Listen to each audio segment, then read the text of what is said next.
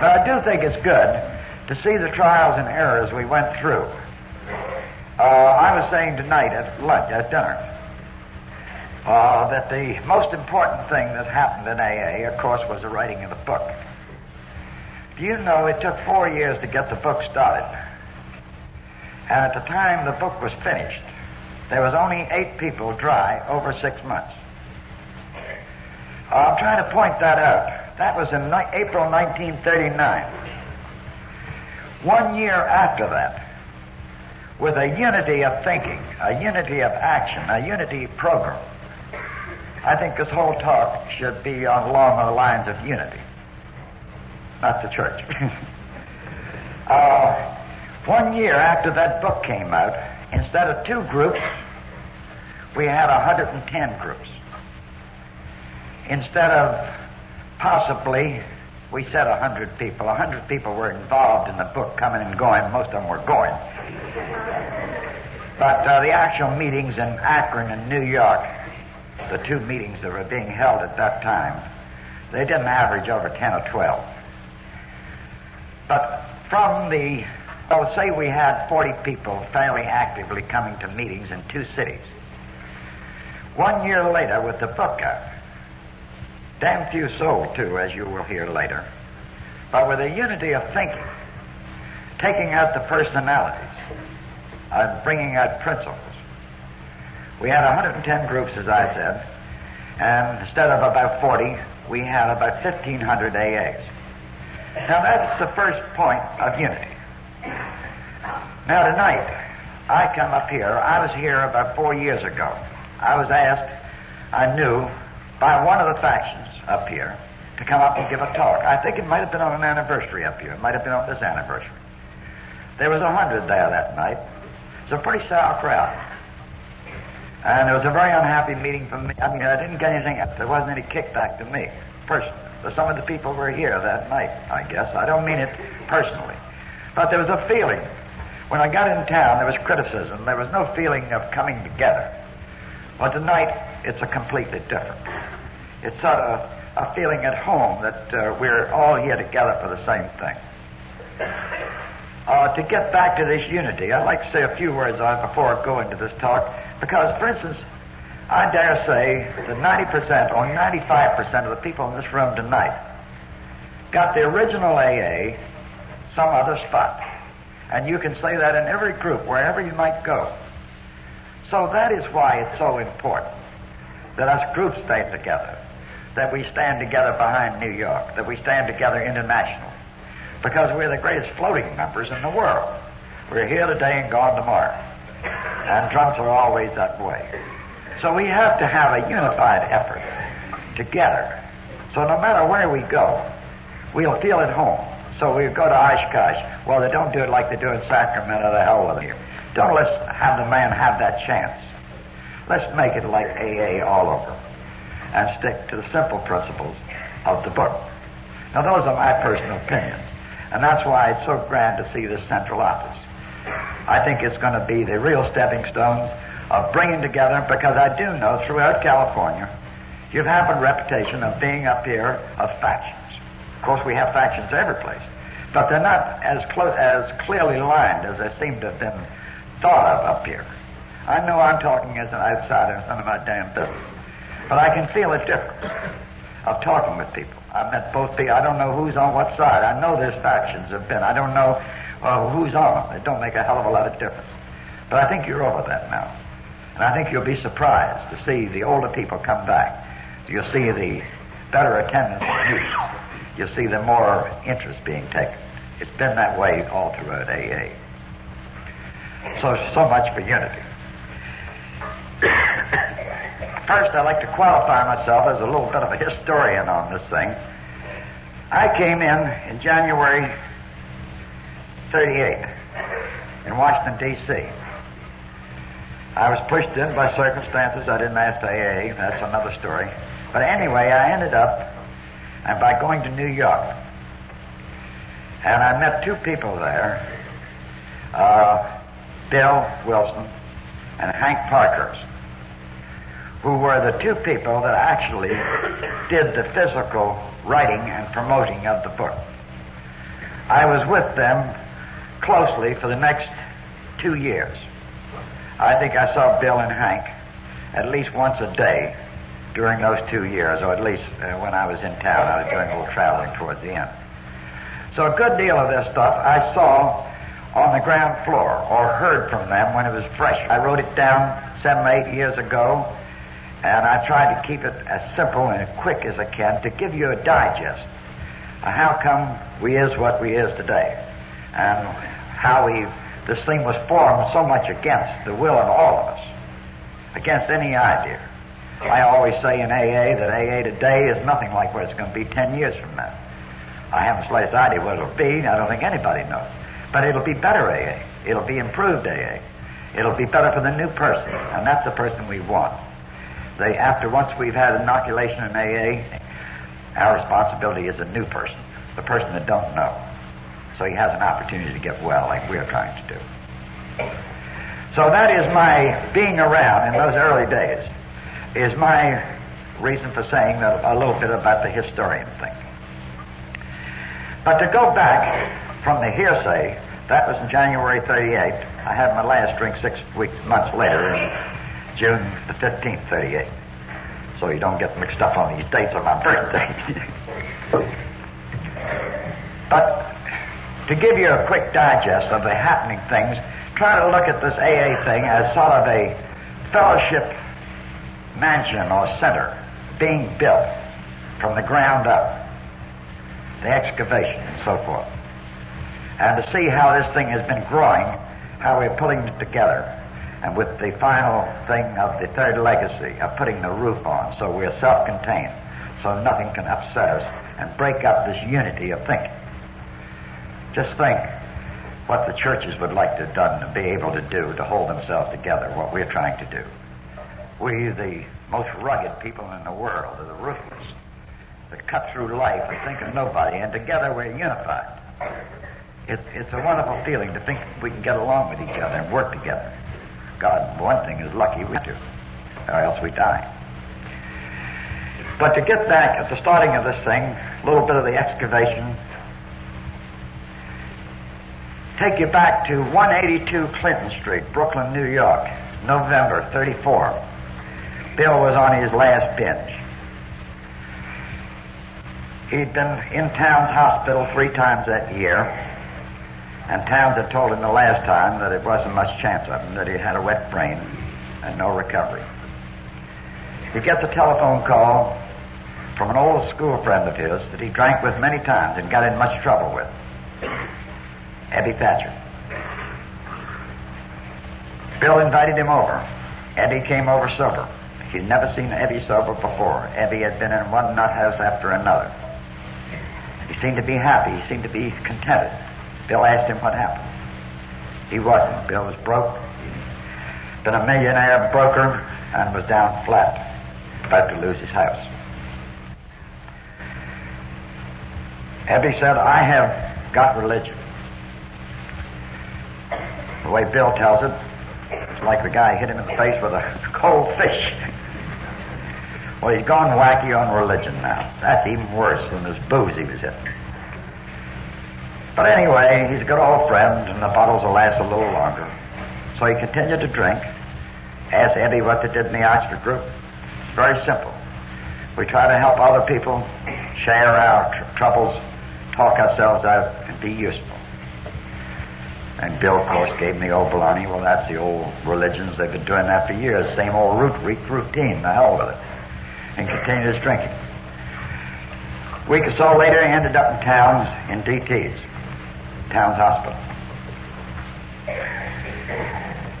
This is an interesting point that came up at this time. Bill was in this room, these delusions, the wheels going around, as we all know.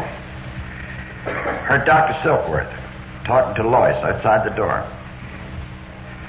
Silkworth said, well, I don't think he'll ever leave this hospital again. I think he's gone. His brain's gone, liver, everything is shot. He hasn't got a chance. Bill heard that, and something hit him like a flash of light. That's Screwball Thatcher. Maybe he's got something. And he said he went through a terrific delusion. a build-up, a wind floating through him. We always call Bill's hot flash. Called Silkworth in. He says, Doc, I don't know whether I'm going crazy again, or whether I'm going crazy or what. He says, I don't want to drink again. I got something. I don't know what it is, but I got something. Dr. Silkworth says, I don't know what you've got, Bill, but you better hold on to it, Bub. You haven't got anything else. That was the beginning. Bill didn't get out of bed for weeks there. Stayed in the hospital. Talked to the other drunks there. He tried to start there. Of course, the drunks in towns are not very affable type. They're all millionaire drunks. Then he met Eddie afterwards and got out of the hospital and started going down to the Oxford group mission called Calvary Mission, where they had a lot of poor, broken-down drunks that they were using for menagerie, and to sober them up, do-gooders, you know, that they were doing in a lot of those missions in those days, or still do. So Bill would go down to Calvary Mission, come back and talk to the drunks in town's hospital. He stayed in there for 3 months, afraid to walk out of the place. Finally, he goes home to Lloyd's, continues these visits weekly, daily practically. And he's staying sober. And he has a chance to go back into the market. And he's on a big deal, goes to Akron. The deal falls through in Akron. And he'd always thought back in New York as a last resort. If I can talk to another drunk, I'll feel better. So he was in the Portage Hotel in Akron, Ohio, pacing the corridor, deciding whether to go into the bar. Saw the church directory there. Decided he would call the preachers on this directory and try to find out if anybody belonged to the Oxford group there. That's the only thing he knew, is the drunks that were in the Oxford group in New York. So he finally got a hold of a gal named Henrietta Seiberling, the Rever Seiberling people. And Henrietta said, Hold it, Mr. Wilson. And says, I think I have just the man for you to talk to. I will come down and pick you up. Came down, picked Bill up, took him out to where Ann Smith, Dr. Smith's wife. This was on Mother's Day, 1935. Bill was on this binge that time. Bob Smith, Dr. Smith, who was a co-founder of AA, was on this binge and didn't get in till quite late. Bill waited for him. He finally came in, as the old expression says, potted with a potted plant on Mother's Day, and fell flat on the porch. Bill picked him up, and Annie took him up to his room. Annie said to Bob, Bob, here's a man who is an alcoholic who hasn't had a drink for 6 months. He's got an angle. He's got an idea. He wants to talk to you. Bob brushed him off and says, nuts. I've talked to these drunks, these reformers, everything there is in medicine. Nothing's doing any good. The hell with it. But I will talk to him 15 minutes. He did talk about all that night practically. They start comparing notes. And Bob started catching fire.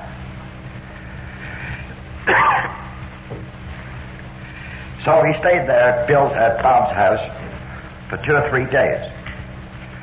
And then Dr. Smith had to go to Atlantic City for a convention, a medical convention. And the good doctor gets back around the middle of June, pour him off the train, drunk again. That was Bob Smith's last drink, June the 15th, tonight. They're having the 22nd anniversary in Akron. That's when he got off the train, and Bill took him in and nursed him back.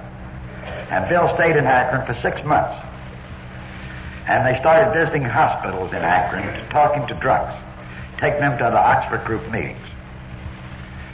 And 2 months later, number 3 man came into AA.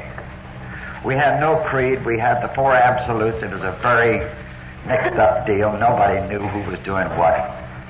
All we knew was that as long as we were holding on to each other, we were staying sober. If one of us got away, we were goners. So the number 3 man was Bill Dodson. That was a couple of months later. Bill Dodson died about 2 years ago. Never had another drink from that night. He had been in straps when Bill and Bob saw him in the hospital, a well-known lawyer in that town. For 6 months, nothing else happened. They talked to a lot of people. A lot of people got some angles that came back years later or months later, but nothing happened. So Bill had to get back to work. He goes to New York. Goes back to New York. Starts visiting town hospital, the mission, the Oxford mission, backwards and forwards. Finally picked up the number 2 boy, Hank Parkhurst, in New York. Well, Hank is a different breed. As you all know in AA, we're all promoters. But this guy promotes the promoters. He was a fireball. I've seen a lot of men in my life, but I've never seen a pressure man like Mr. Parkhurst. Mr. Parkhurst was sales manager for Standard Oil in New Jersey. One of these high-pressure boys who had been in the Mexican oil situation when they were strong-arming down there, so he really knew his way around. He was a roughneck. It's quite an interesting story how Hank happened to get in town's hospital, but it's another story. Anyway, so that was the end of 35. They had exactly 4 people. 5 people. No, 4 people. 2 in Akron, 2 in New York. Bill would run over every few weeks to Akron.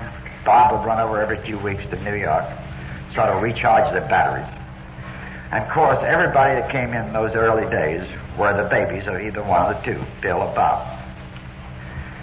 So then comes 36. And in the whole of 36, nobody really stayed sober and followed through at all. No recoveries at all. We'd have them to come up for 2 or 3 months. But we weren't getting anywhere. We were mixing up these rugged individualists with these damn placid Oxford groupers, and they didn't seem to mix too well together. And in this time, Bill was taking people into his home. In a year and a half, Bill took 75 drunks into his home to sober up, to taper off.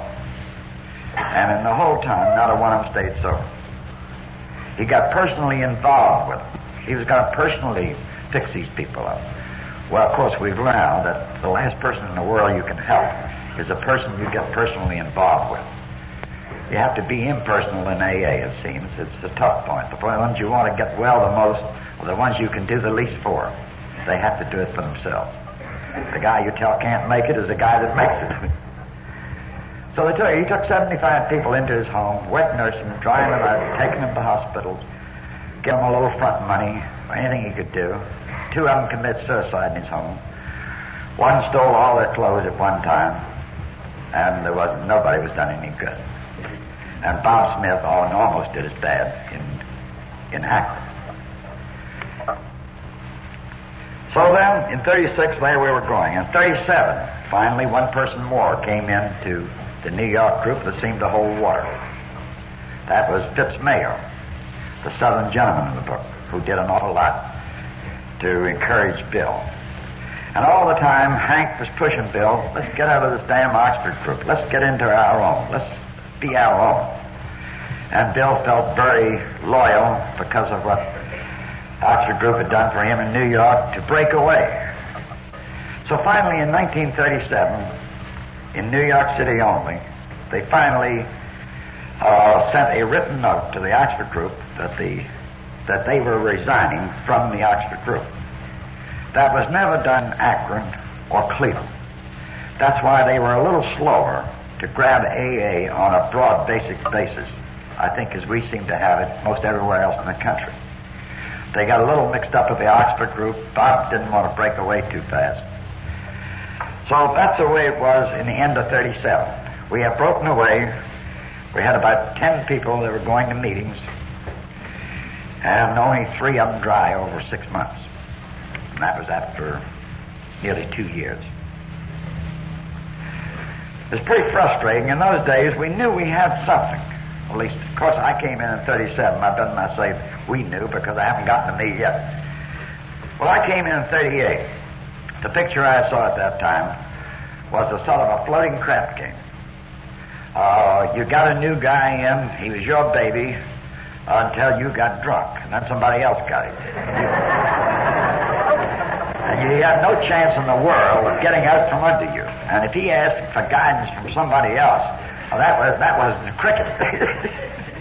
He had to come to you with all his problems, and you had to tell him all the things to do, even if it was to give you a couple of bucks if you needed it. You see, you got to remember, as us original people, we are quite a select crowd. We didn't figure anybody was an alcoholic that had not been in a state hospital. Anybody that had, that was unless you'd been in Bellevue or Gallinger or some of those places up on the East Coast, you couldn't possibly be an alcoholic. Sanitarians, that wasn't alcoholism, that was just bad drinking.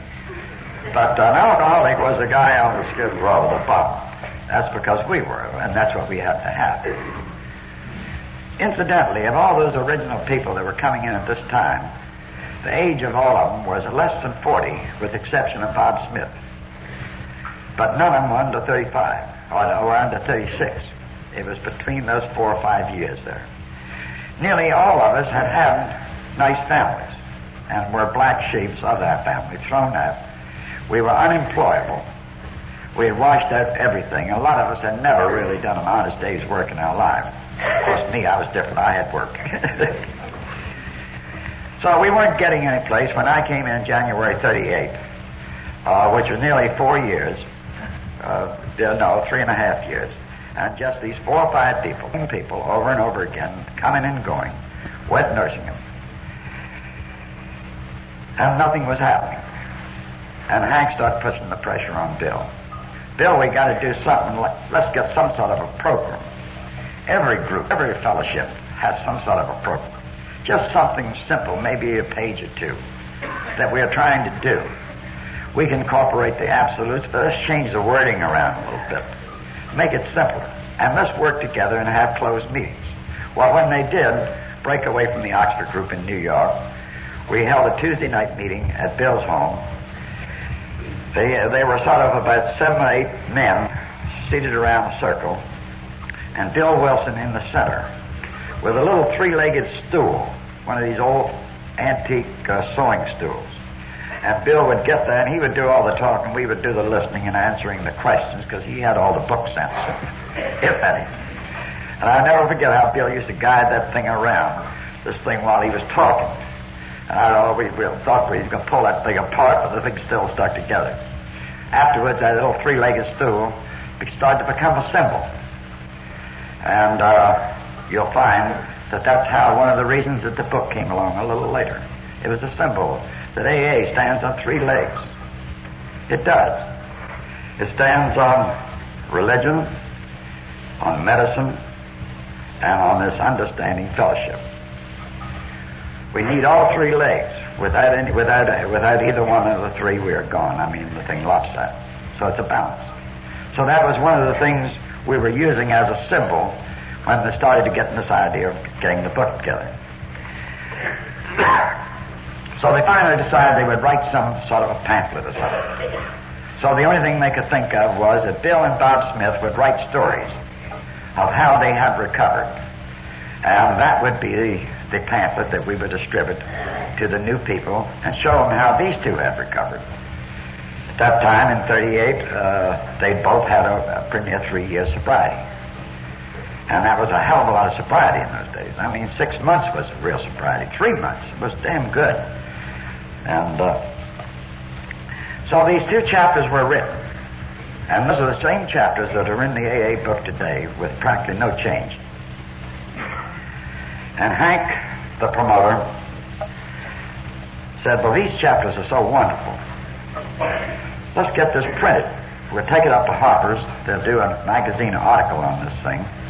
And that'll bring us a lot more drunks. And we'll probably get a couple of bucks for this thing. And then maybe we can get somewhere. We're not getting any place now, Bill, unless we do something. So they go up to Harper's, unknown, and throw these chapters in. And Harper's talked to Bill and Hank. Said, Mr. Wilson, if you will write this into a book form with a program of recovery and some stories of some of these boys that are getting well to go along with us to make it a broad story, we will give you $3,000. Well, an unknown author going into a publishing company and getting a guarantee of $3,000 to write a book that had never been written with only a couple chapters. Hank said, boy, those fellows really smell something. They smell $1 million. That's why they invested $3,000. If it's worth $3,000 to Harper's, just think what it is worth to us. They're just trying to pick up this hot dough. So we decided then and there. Then the wheel started moving. We were in business. We were going to be taken off the hook. We were all going to be back in business again. All have automobiles. There wasn't an automobile in the New York group for 4 years. This was it, this book. So the real idea, I'll tell you frankly now, we weren't a damn bit different. As a matter of fact, we were much goonier, all the original people, than you all that are coming in today. But the real idea of writing this book started before me. We would write this book. We'd sell 1 million copies. We had it all figured out, what we'd make on it and everything. And then we would take this and put it in the fund. So immediately, now we're going to write our own book. Now the first thing we got to do, we got to have a foundation. Rockefeller's got a foundation. Ford's got a foundation. So we'll have an alcoholic foundation. So the Alcoholic Foundation was put in business after the writing of 2 chapters, Bill and Bob. The Alcoholic Foundation could take money from any place, could open hospitals, drug farms, do anything they wanted to do, with no strings. And that was the beginning of General Service Conference. Then they decided, Hank, Bill, Hank particular. Now, Bill, we got to get this thing separated a little bit. You know, you have these corporations that interlink and so on and so forth. We got to have a book company. Book company, the Alcoholic Foundation. The dough goes into there finally, which is where the Alcoholic Foundation was controlled by Hank, Bill, and Bob. Those 3 were the 3 owners of the Alcoholic Foundation. Now, I said, well, we got to get the small boys in here. We got to make them feel useful. So we want to start a book company. And that will be the book company who will write this book. And with the profits from that, we'll throw them into the Alcoholic Foundation, and for tax purposes, we have to go way up at that. So they decided, well, we have a book company. We never went into court to do these things. We just formed them, and that was it. So then we decided we'd have the Works Publishing Company. Well, the interesting part was where we get the name, Works. Well, Hank's great old expression used to be was, it works. So it became the Works Publishing Company. So now we had a publishing company. We had an alcoholic foundation, a non-profit alcoholic foundation, which you could do anything, go out and solicit, publish, print, or do anything. And all we had was 2 chapters. So then we started writing the book.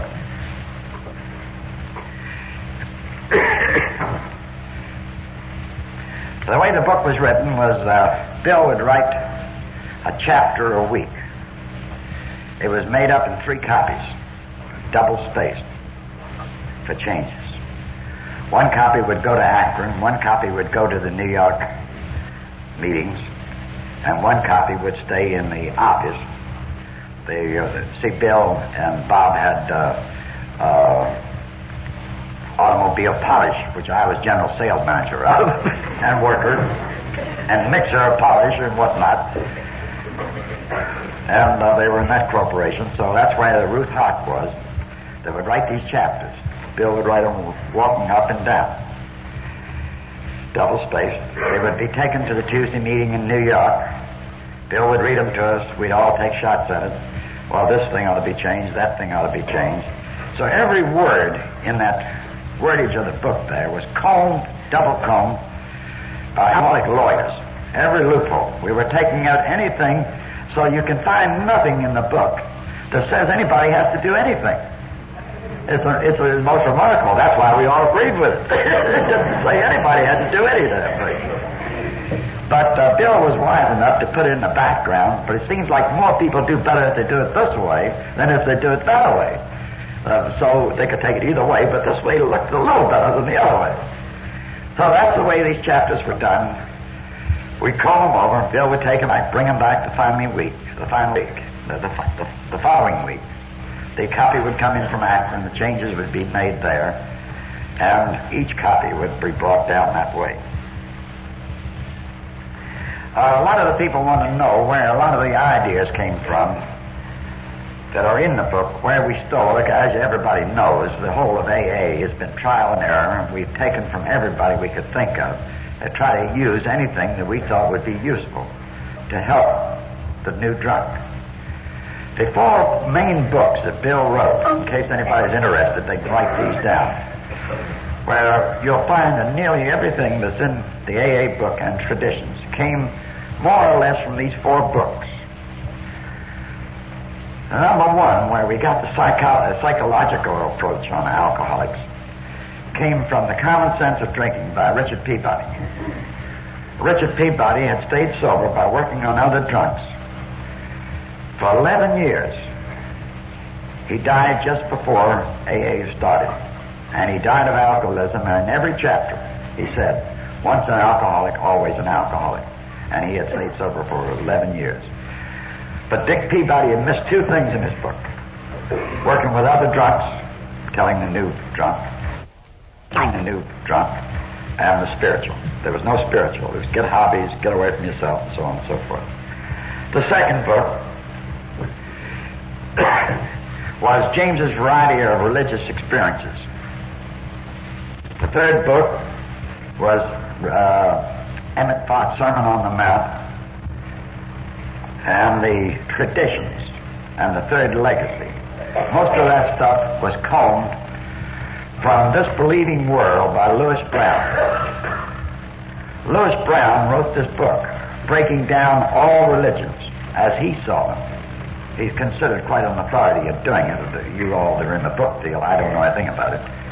He was a Jew. And he showed the rise and fall of all spiritual groups, major spiritual groups, throughout history. And the fall of those that had failed, the fault of those that had failed, he showed and traced back to 3 things. And those are the 3 things you'll see in traditions and third legacy, if you look very clearly in them. What I always call the 3 P's. The 3 things that seem to break up spiritual groups is personalities, property, and politics. And those are the things that we're trying to keep our personalities, principles always above personalities. Now, it wasn't always that way. The original AA was all personalities. It had to be. We were emotionally saving people. Today it's a more of a practical thing. We know we can't take, that none of us can go to see a drunk individually for the first time. It's best to have 2 of us, 2 angles on a person. It's best to bring them immediately and introduce them to as many AAs as you can, so they can see so many different sides. So they won't say, well, I'm not like that guy or this guy, so therefore I'm not one of these things. But you can't say that when you bring him into a room like this or into a larger meeting. So that's why this personality, this principle, is why it's stressed so much in the traditions. So we finally got the book pretty well together.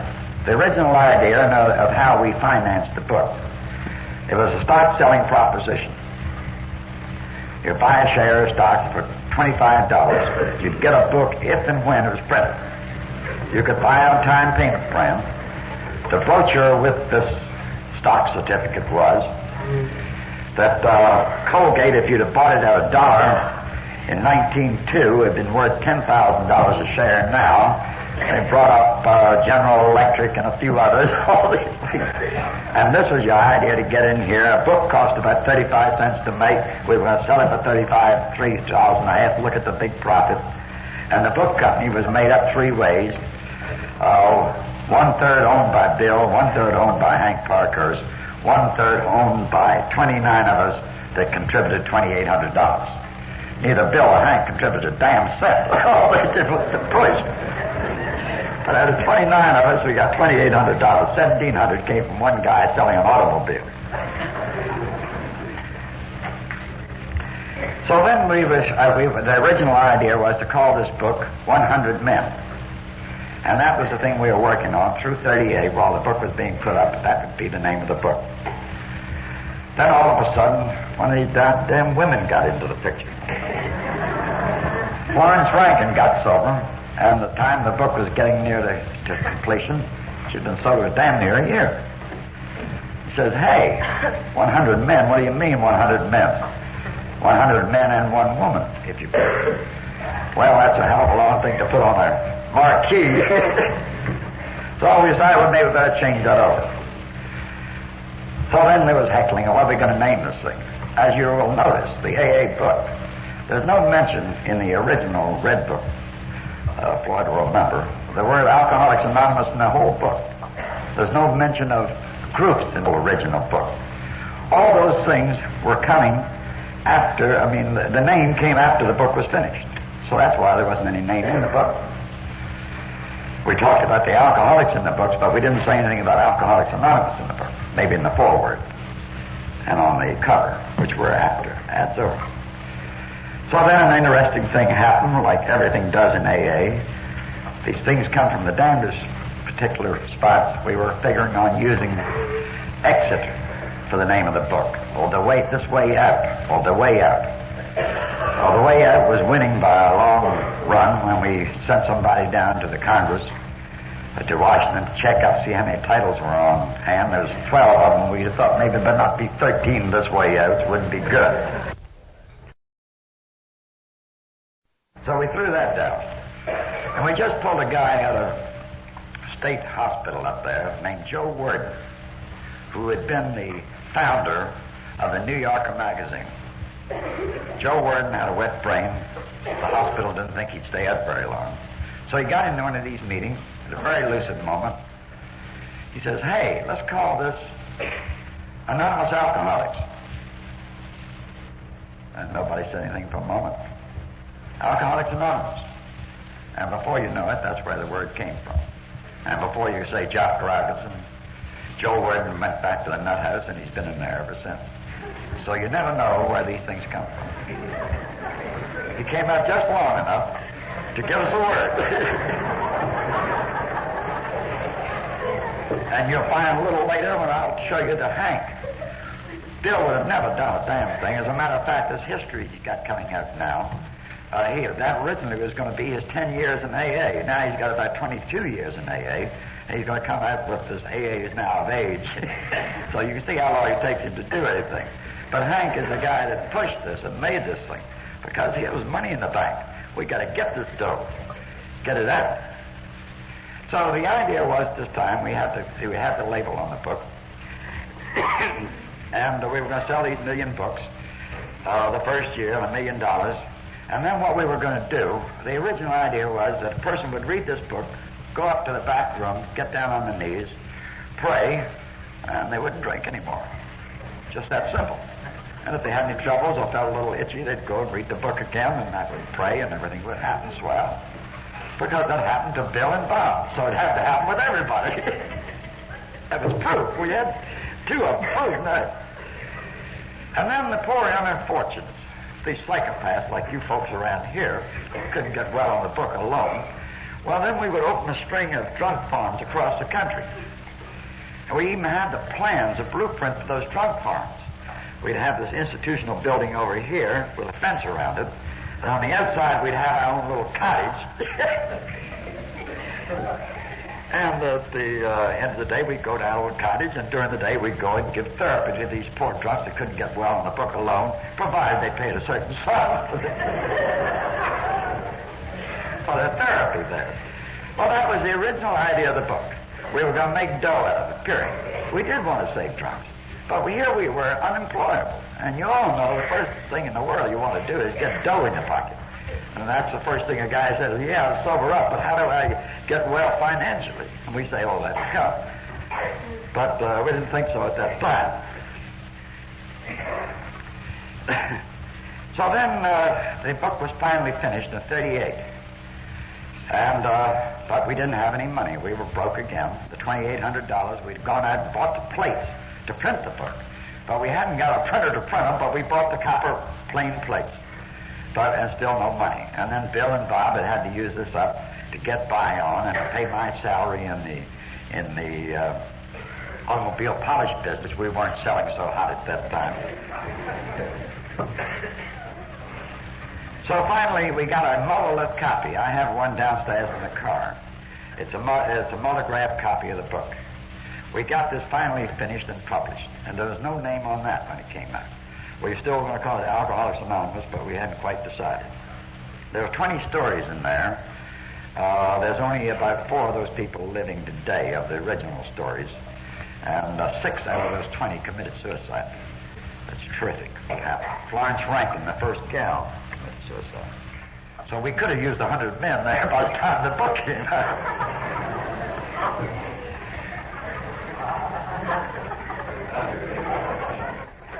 But then a remarkable thing happened. We started passing out these mimeograph or monolithographs of the books. We brought out 50 of them. The idea was we would promote the book with this. You could buy this monolith copy for $3.50, and you got a nice spanking clean new book if and when printed for $3.50.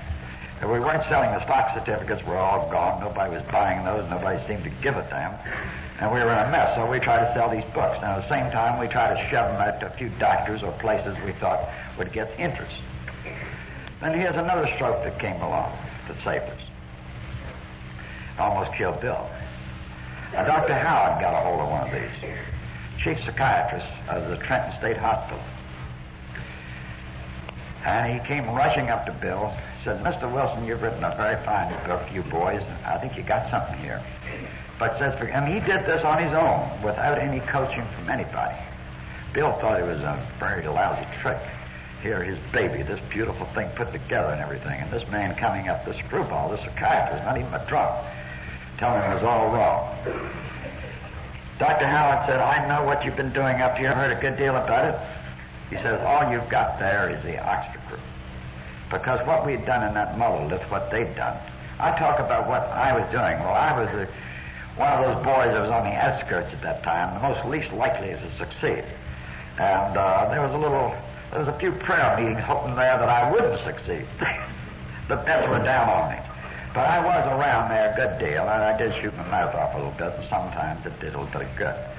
But Dr. Howard came up there and said, "Bill, you can't print it this way. It's nothing but the Oxford group. The Oxford group's going down. You cannot tell drunks they have to do anything. You've got to suggest. You got to say, well, we found we had to do so-and-so, or we suggest you try it this way, or you do it that way. But make no general demands." Bill locked himself up in his room for 5 days. He didn't come out of that room. We just couldn't get food into him. Here is his baby all being chopped up. Well, Hank, Fitzmay and myself did work on him to accept it. And overnight, the changes were made from this book that I have down in the car to the original Red Book, which we found we had to do, or suggested, or of recovery, and so on and so forth. So the whole thing was changed overnight. If that hadn't happened, the book would have flopped. I'm pretty positive. A lot of us can see that picture very now. And then God was God cold turkey, and it wasn't as you see him or as you can find him. It was right on the line, and you had to get down on your knees. There's even one part of the book there, if you don't like this book, throw it away.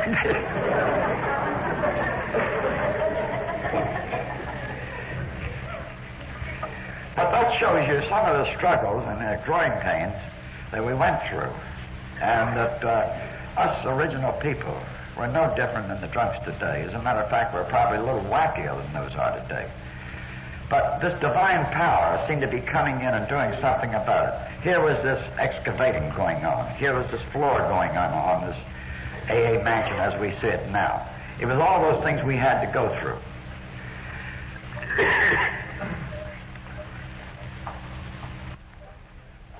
So the book finally came out in April 1939. We got a hold of a printer to do it on a consignment basis. He put them in a bonded warehouse, and the only way we could get them out was to pay $2.50 on them, and then we could go ahead and sell them for $3.50 and come back and buy another. So we took books out that first year, never more than a dozen at a time. And we would go out and sell those to YMCAs or anybody we could click on in any way, shape, or form. Then our first publicity. No, an interesting thing that happened that came up. If you all have the red copy of the book, which is the first copy of the book, they have a piece in the back. They have a last chapter in there was the Lone Endeavor. Well, this is quite a cute one. This is a proof that this thing works, that we save drunks all over the world. Well, one of these muddled-up copies of the AA book got it here to California at the end of 38. We were distributing, I'd say, about 50 or 60 of them. We don't know where they all went to. One of them got to an attendant working in a state hospital out here, who apparently was an alcoholic. His name was Pat Cooper. And Pat writes us this wonderful letter and says, I've read your muddled-up copy. It's the greatest thing that ever happened. And I think it's wonderful. I've had a spiritual release, and I'm seeing God, and I'm talking, and Bill thought, well, here it is, a hot flash 3,000 miles away with just a few words. This is proof positive that AA's are, this thing will succeed, just with the book alone. So the wires start flashing back. We passed the hat. We decided we'd have Pat Cooper come in and show himself to the New York group what his AA had done for him 3,000 miles away. We would show him off as a good example. So this letter he wrote us about how he was straightened out and everything was in the original book. It didn't make the second edition. Pat Cooper, I'll never forget, we sent him the dough to make a bus ride. We went down to the Greyhound bus station to see him. Everybody got off. It was Hank, Bill, Fitzmayer, and myself. All down there to wish this new guy coming 3,000 miles across the country, cured of alcoholism, been sober 3 or 4 months. Everybody got off the bus. There wasn't any bus all left on the bus. And we asked the guy, is that all you got? Well, he said, I got one guy in the back there. He's under the seat, and I'm going to call the police. That was Pat Cooper. So we never got a chance to show Pat Cooper off to the other boys. He died of alcoholism very quickly. Then we have Dr. Fishbein, who was going to give us a big build-up in the AMA. That time he was Mr. AMA, American Medical Society, about how wonderful a thing this was. And he was going to give us this publicity as soon as the book was off the press. So we gave him 5 copies of the book at 2.5 apiece. Hemmed and hawed. How we got it, we don't know. 2 or 3 months later, an article comes out in the American Medical Journal. I meant to bring that with me tonight, and I'm sorry. But it's the only adverse criticism I've ever seen of AA in any magazine, any place at all. It called us a bunch of crackpots, and it was terrific. So that was another bloom. I know Reader's Digest was going to review us, and they were going to do this and that for us, and nothing ever happened. And we were broke and flat, books nowhere else, couldn't get them out. And then we start selling the book on a 7-day trial. I think on the original cover.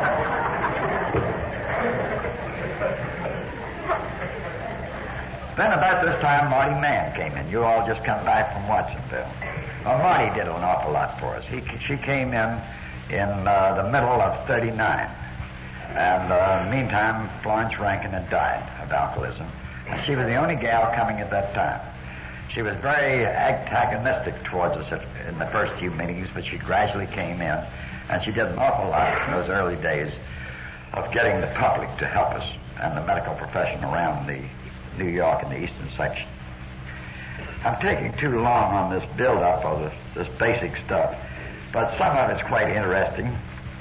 One of the interesting things was we had one fellow that Morgan Ryan, who was going to get us on We the People program. And he'd been sober 3 months, and We the People at that time was the best program on radio. But we were worried about Morgan. We knew 3 weeks in advance, so we had to live, sleep, and everything to eat with Morgan to see that he didn't get drunk to get him there in time to talk on We the People. That was our first radio program. He spoke 5 minutes how he'd recover from alcoholism as Alcoholics Anonymous, gave address of where they could buy the book, but nobody seemed to be interested. You see, there weren't hardly any books written on alcohol before AA. There were only 2 types of drinkers. They weren't alcoholics. They were dipsomaniacs if they had a couple of bucks, and if they were broke, they were just bums. There weren't 2 different types at all. Alcoholics was not considered. Nobody even. As a matter of fact, in the book, we stressed that once a drunk, always a drunk. We didn't have any idea that was true. We were shooting and the U.S. Health didn't even know it. It was never known until AA book came out that once an alcoholic, always an alcoholic. Now, I can prove that very simply, that we went to Johns Hopkins, we went to Menzer, we went to U.S. Health, we went to Bellevue. And when we first talked to them, oh yes, we've got some recoveries that are back now drinking normally. But every one of them that investigated, there wasn't a one found. So it wasn't until the Yale group discovered that, through our coercion and Marty's, that it did a tremendous amount of help. And nobody will know what Marty did in those early days.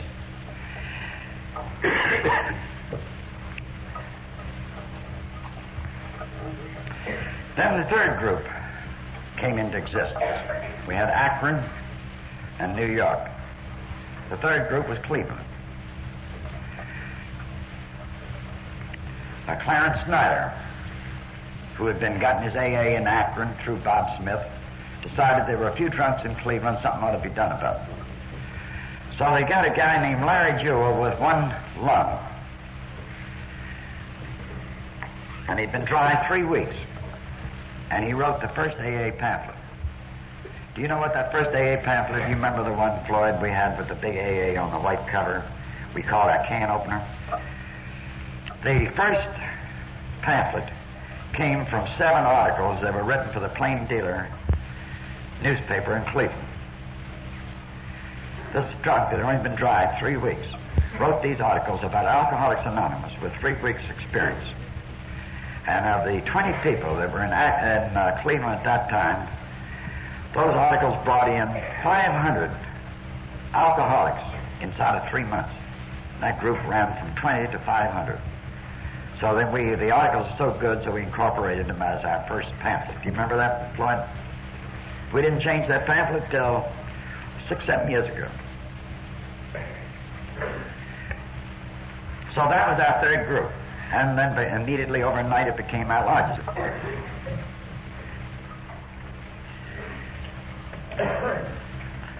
Then Bill, through a case of circumstances, had gotten friendly with Dr. Richardson. Dr. Richardson was the spiritual advisor of John D. Rockefeller Sr., who got him into the Baptist Church just before he died, and has been the guy that's run the religious contributions that have been worked out through Rockefeller. This was way back in 1939. And Bill was going up talking to Richardson all this time, trying to get Rockefellers to get interested in this bunch of drunks.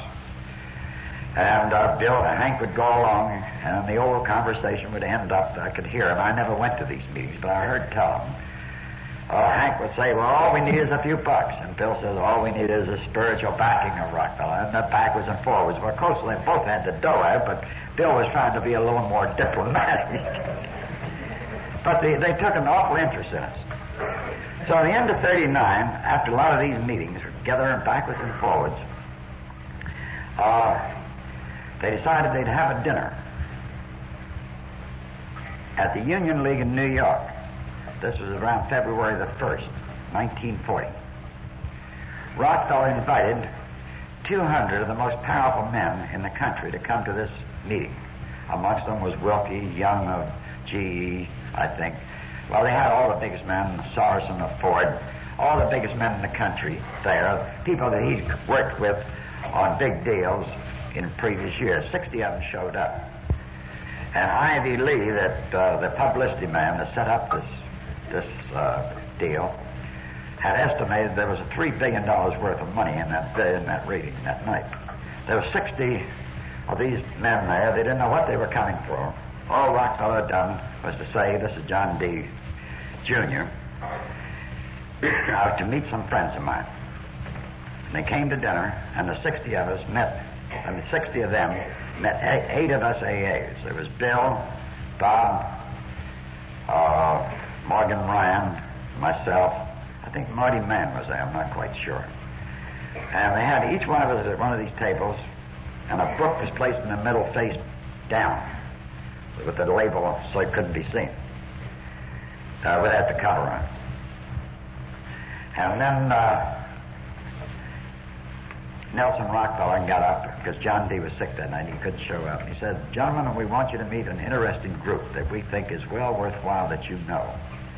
It's called Alcoholics Anonymous, and I want you to hear the founder and the co-founder tell what they're trying to do." So Bill and Bob got up and told their story. Then Dr. Foster Kennedy, at that time he was president of the Psychiatric Society of America, and also Rockefeller's personal physician and psychiatrist, got up and said what he'd seen. As a matter of fact, he's the one that brought Marty Mann into AA. And then Dr. Fosdick, Riverside Church, got up and said what he'd seen. And it was a terrific meeting. And at the end, Nelson Rockefeller got up and said, "Now, gentlemen, this is a different situation than we've ever asked you all to meet before. All these times that you've come together here, it's always been to finance or do something. But this is one group that needs no money." And the bill said afterwards, and we saw the $3 billion start walking out, we thought we were fixed with the Rockefellers behind us. But he said, "John D. has just told me, my father, Milton, was saying, that he will give $1,000 a year for the next 5 years to help these boys run their central office here. But we think money is the worst thing in the world for this group." Well, of course, the rest of them were tapped at that meeting. If John D. could give 1,000, well, Owen Young could give 100. So the whole thing was sliced down. We got $2,500 from that group, which Bill and Bob lived on for the next 5 years. Incidentally, that was all paid back to the Rockefellers, and we're the only group that have ever gotten money from the Rockefellers, any spiritual group, that have paid back every solitary cent. But it was something we needed, and he allowed his name to go out on press wires that night. That Ron D. Rockefeller says that Alcoholics Anonymous is honest, it's right, it's good, come in and buy some. And that was a hell of a lot greater than anything they could have given us that night. I often wonder what that one piece of publicity, some of you all saw that article that came out in Time magazine on it, was terrific. Because the Rockefellers have never, I don't think you've ever seen them put themselves as a group on a spot like that, but they have. So then things started happening in the first part of 40. We had this okay of the Rockefellers. Well, then we all started shooting from all over the corners. Larry Jewell, who had written these articles for the Plain Dealer, he goes to Houston, Texas. He started the Houston group. Started all the Texas groups, as a matter of fact. Fitz Mayo, he starts migrating to Washington, D.C., immediately a group there. I left New York, first part of 40, I go to Philadelphia. We got the Philadelphia group started. Then quite an interesting fellow went out of the Cleveland, a Jewish fellow named Meyerson, big, heavy-set, greasy type of Jewish boy, sold Venetian blinds in bars all through the South. He started all the Southern groups, got these Southern gentlemen together, carried the message from one down like Johnny Appleseed, and got these groups started. All this happened in about 6 months, and that's why I say these two groups to 110 in just a little over a year. It was terrific. And how the drunks were traveling all over the country, which they are still doing.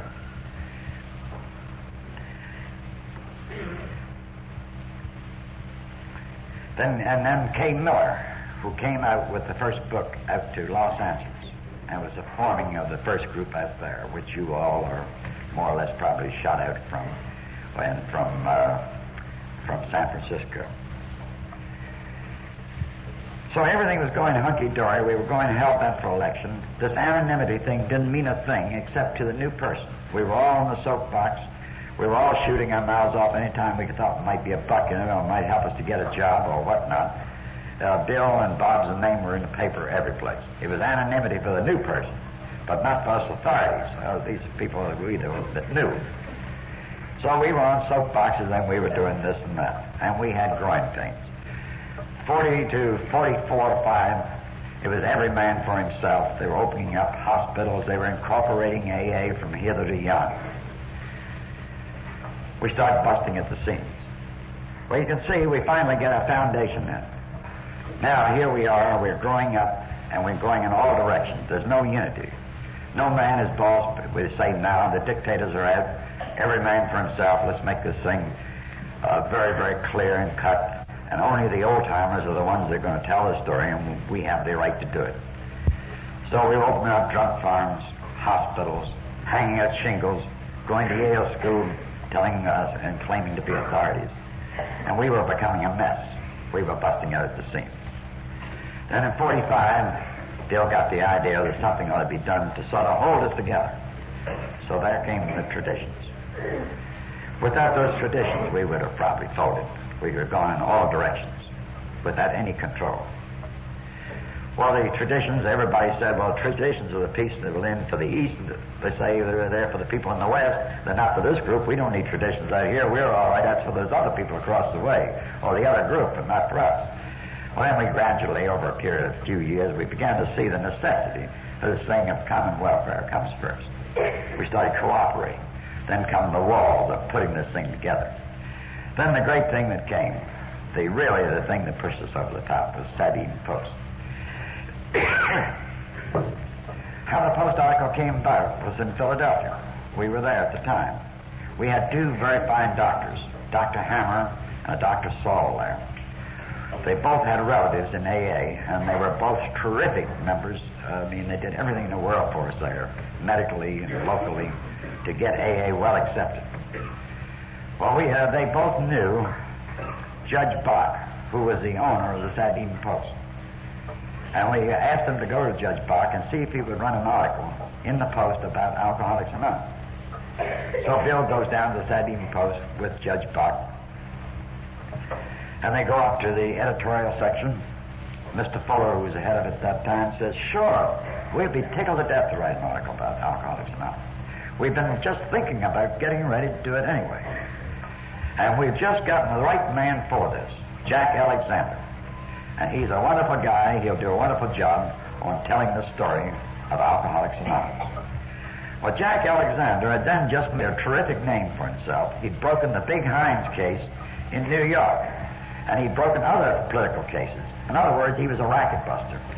And what we found out later, that what the reason the Post wanted to run this article on Alcoholics Anonymous was, well, here was the Oxford group under a new label with a new racket to work on drugs and to make dough. And this is a chance to bust it wide open. And that was the reason that Jack Alexander was assigned and why we were chosen to go into the Sabine Post.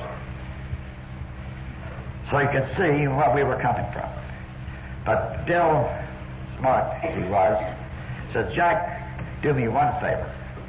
Go to see 10 or 15 of these groups. Don't tell them who you are. Just walk in on them. Tell them anything you wish to, that you're going to write a book or something. Get this information, and don't write a thing until you've been to those 10 groups. And Jack did that sort of thing, and he has been the most enthused man. And the greatest article he ever wrote in his life is the article he wrote for the Sabine Post. That Sabine Post article sold more posts than had ever been sold previous to that time. I don't know how it would rank with today. There were more inquiries for that article than any article before or since. There were 15,000 inquiries in less than 6 months. Imagine those storming into New York. But we were in business, and we had made front page, and we were accepted by Rockefeller. We were accepted by the largest magazine in the country. We were all right. We were good people. Then we were made.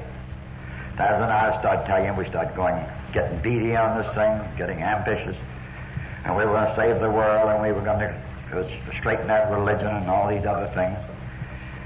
So the tradition came along. Then we began to see the necessity for keeping AA out of hospitals, out of clubs. We had to keep separate, to keep out of corporations. We've had offers to have an act of Congress to be made on the AAs, just like they've done on Boy Scouts. Today, AA is not even incorporated. The book is copywritten. It wasn't even copywritten until this last book came out. Anybody could have copied the original book without anybody stopping. That's how loose the whole thing has been in AA. So when the delegates brought it up, as Floyd and some of the other, and Vic will tell you, how can you incorporate a way of living? So it's to AA is still unincorporated. There's quite a few towns in the country that did incorporate, but all of them have turned their papers in. So AA is unincorporated any place as far as I know of today.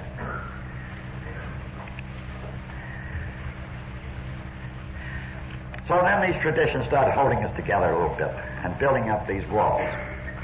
And all this time, from 1935 to 48, the whole operation of AA, all the major decisions, no matter what sort of boards they had around New York or any place, were made by Bill and Bob. If they didn't agree, nothing was done. And it was a hell of a responsibility. And they didn't mind it as long as the money was coming in. In 45 and 46, they had a reserve in the New York Central Office of about 300,000. They were sitting high, wide, and handsome. They sold a lot more books in the early 40s there, and they didn't have so much overhead, and they were accumulating. So Bill and the rest of them up there said, "The hell with you folks out there." So what happened to the groups throughout the country? They said, "The hell with New York. You won't tell us what we're doing. We don't need you. We're self-sufficient." So we started growing away, and we don't need New York. We can get along with that. And New York said, "We don't need you as long as we're selling your books."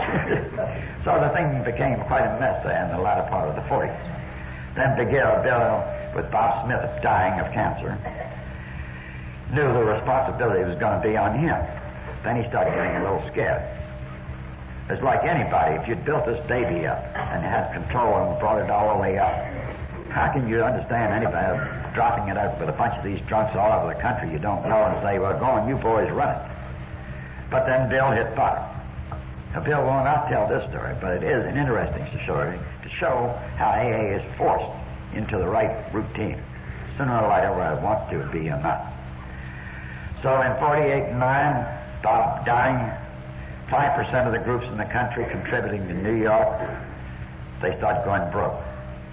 And by the end of 1949, they had less than 6 months operating expense in the New York office.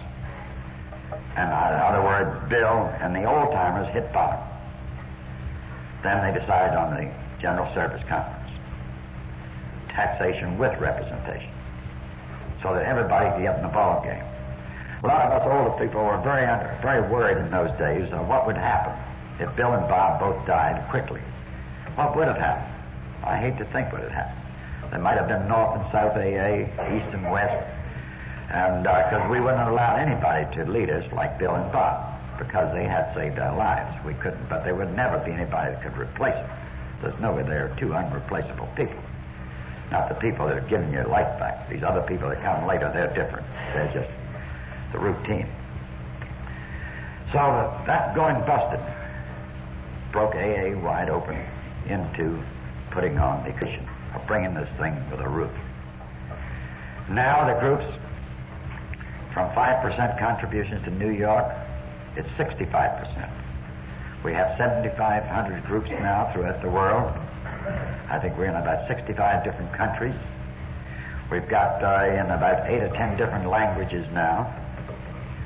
And the interesting thing is that we're going to let these other countries operate their own AA. England is now completely on their own. They publish their own book. They'll have their own foundation. They'll operate as they see fit. Who are we to say over in America that AA should be so-and-so over there? They will find, we know now that this divine guidance that seems to come with AA, this group conscience that seems to bring things around to the proper perspectives and to the proper slots that are necessary at the time. We have to have these growing things. We got to tell them. You'll find new groups starting and they say the same things have happened to this group that happened to the other. It's routine no matter what part of the country. It's always the boys in trying to get the boys out, and the boys out trying to get the boys in. Same old routine as anything. But now we know that there's rotation, that nobody in AA is important, but everybody is important. And we know this, that there isn't any big shots in AA. As soon as you get important in AA, I mean, there's nowhere to go. There's no money in importance here. There's no publicity. There's nothing you can do except beat your ego to pieces. And the drunks won't take to that very lightly. They start cutting you down. All of us have been kicked out of groups hither and yon, which was good for us. Bill himself has been kicked out 2 or 3 times, which was good for him. Those are the things we had to learn, because those are some of the things that alcoholics seem to have to learn. So that now we are getting to the thing that we have organization. Yes, we have it organized to keep unorganized, to keep this fellowship simple, to keep it as it is, to keep out these wrinkles, to keep out this different types of AAs, or whether they're spiritual group AAs or whatnot. Let's keep it simple, to help the drunk that doesn't know, to give him a chance. Now, some people want to get in 12-step housing. They want to do that on the side for clubs, which I'm a great believer in. That's swell for them that likes it. But these 12 steps are these central offices, the groups, the individuals. Those are the important things, these steps all the way up and down, to hold us close together for these millions that don't have a chance. Well, you can see all these crazy things that we were trying to do. I wish I could express them better tonight. I felt I was running so long here that I didn't want to go into detail so much. But I can't express to you how much, how you hear these old folks talk about the good old barefoot AA. It's the most ridiculous thing. In the old days, we would go with pills in one pocket, a bottle in the other, take them to hospitals, wash their diapers, babysit. And what did we do? Not a damn bit of good. We did nothing to help the man stand on his own feet. We know now that the drunk is the only one that can do it. All we can do is give him balance as he goes along. Give him this fellowship, this feeling of wanting, and to be part of us. And it's so much fun to see what we've been through and to see this proof so positive that the group conscience is never wrong in AA. You can bring any question you want up here, and you will get, I don't care what it is, it'll be 95% yes and no. There's no split majority in AA. Because of the group conscience, it's this tradition, and this thing of our common welfare is the most important thing of us sticking together and making AA more year in, more year out, more similar, so that the new man has a better approach at all times. And I want to thank you all for listening to me so long tonight. I got a little weary, but I so enjoyed doing this to let you know that these weren't great people, these original people. They were screwballs just like all of us. And we had to learn. And you folks that have been around here, Floyd, some of these old-timers, you can look back and see the growth that we've all gone through. I don't think there's been an AA, a more militant agnostic than I was when I came in. I'd been to church schools. I was just a fighting agnostic.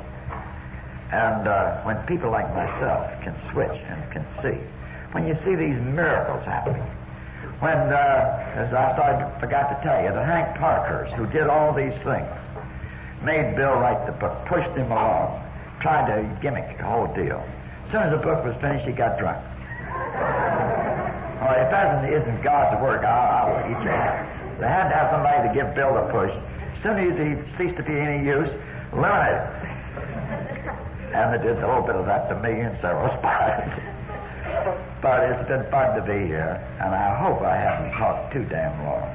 But I am so anxious. This only happens once in a neighborhood. But to get the true story of what we went through.